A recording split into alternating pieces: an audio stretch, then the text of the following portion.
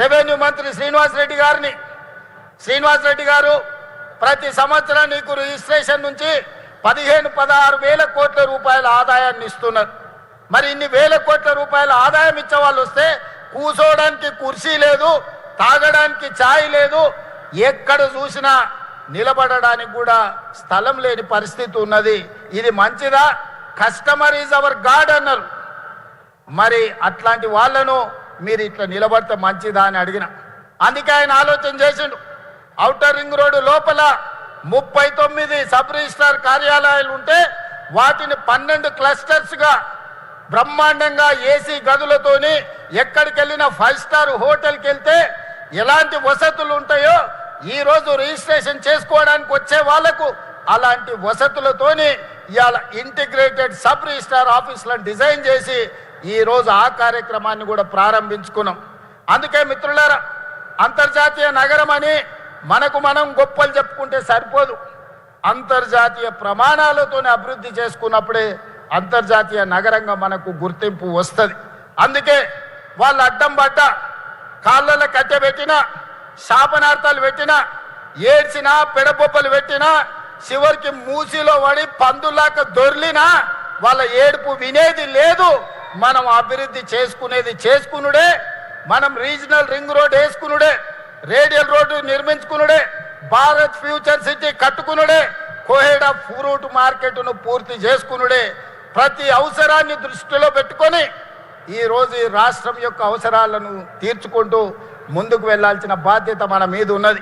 అందుకే ఇవాళ మిత్రులారా, మనం మంచి కార్యక్రమాలు చేసుకుంటున్నాం. మనల్ని చూసి ఏడ్చేటోళ్ళు ఎప్పుడు ఉంటారు? కడుపులో మంట ఉన్నోళ్ళు, అసూయ ఉన్నోళ్ళు, వాళ్లకు అజీర్తి అవుతూనే ఉంటుంది. వాళ్ళని ఎవరిని పట్టించుకోవాల్సిన అవసరం లేదు. అందుకే ఈనాడు మంచి మంచి కార్యక్రమాలతో ముందుకు వచ్చినాం.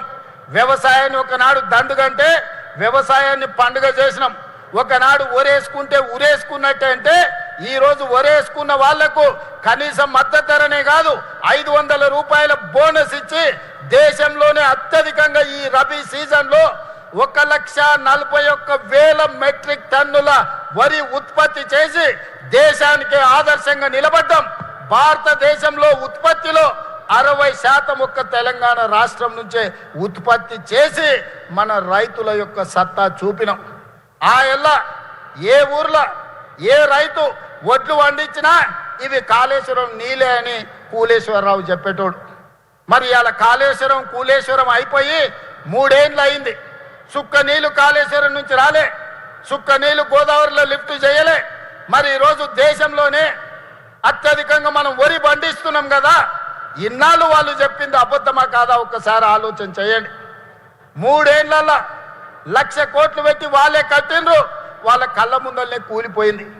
1,00,000 కోట్ల రూపాయలు గోదావరిలో కొట్టుకపోయినాయి. 1,00,000 కోట్ల ప్రజల సొమ్మును గోదావరిలో కలిపినోని అదే గోదావరిలో వాళ్ళకి తద్దినం పెట్టాల్సిన అవసరం ఉందా లేదా ఒక్కసారి ఆలోచన చేయండి. నిన్నమనే ఆయన తాటి చెట్టు లెక్క పెరిగిండు. ఎందుకంటే మనకు ఈ ప్రాంతంలో నల్గొండల, భువనగిరిలా లేకపోతే ఇబ్రాహీంపట్నంలో తాటి చెట్లు ఎక్కువ ఉంటాయి. తాటి చెట్టు ఇట్లా పెరుగుతుంది. తాటి చెట్టు అంతా పెరిగితే తెలివి ఎక్కువ ఉన్నదని ఆయన అనుకుంటుండు. ప్రాజెక్టులు ఎట్లా కట్టాలనో, లిఫ్టులు ఎట్లా మెయింటైన్ చేయాలనో ఆయన మనకు లెటర్లు రాస్తున్నారు. నీ ముఖం 10 ఏళ్ళు నువ్వు అట్లా ఏడ్చినందుకే అది కాళేశ్వరం కాస్త కూలేశ్వరమైంది. నీ సలహాలు తీసుకుంటే ఇల్లు వీకి పందిరేసుకున్నట్టే ఉంటుంది. వెనకటికి ఎవడో చదువుకోక ముందు కాకరకాయ అన్నాడంట. ఈయనలాకటోడు తాటి చెట్టు అంత ఉన్నోడు చదువుకున్నాక ఇది కాకరకాయ కాదు కీకరకాయ అని చెప్పిండంట. తెలివి ఎక్కువයි. ఇవాళ హరీష్ రావు గారి సూచనలు కూడా గట్లనే ఉన్నాయి మనకు. అందుకే అయ్యా హరీష్ రావు గారు, నీ దిక్కుమాలిన సలహాలు నీ మామకిస్తే నీ మామ నడువులు ఇరిగి ఫామ్ హౌస్లో వండుకున్నాడు. ఇక నీ దిక్కుమాలిన సలహాలు మాకు తక్కువైనాయా? అందుకే నోరు మూసుకొని ఉండమని చెప్తున్నా. నువ్వు ఉండకపోయినా 94 నుంచి 2004 వరకు తెలుగుదేశం పార్టీ అధికారంలో ఉన్నది. 2004 నుంచి 2014 వరకు కాంగ్రెస్ పార్టీ వైఎస్ఆర్ 2 సార్లు ముఖ్యమంత్రి అయింది. 2014 నుంచి 2024 వరకు బీఆర్ఎస్ 2 సార్లు ప్రభుత్వం ఏర్పాటు చేసింది. నేను ఇవాళ మా రంగారెడ్డి జిల్లా సోదరుల సాక్షిగా నేను చెప్పదలుచుకున్నా, 2024 నుంచి 2034 వరకు ప్రజాపాలన ఉంటుంది. కాంగ్రెస్ పార్టీ అధికారంలో ఉంటుంది. అభివృద్ధి చేయడమే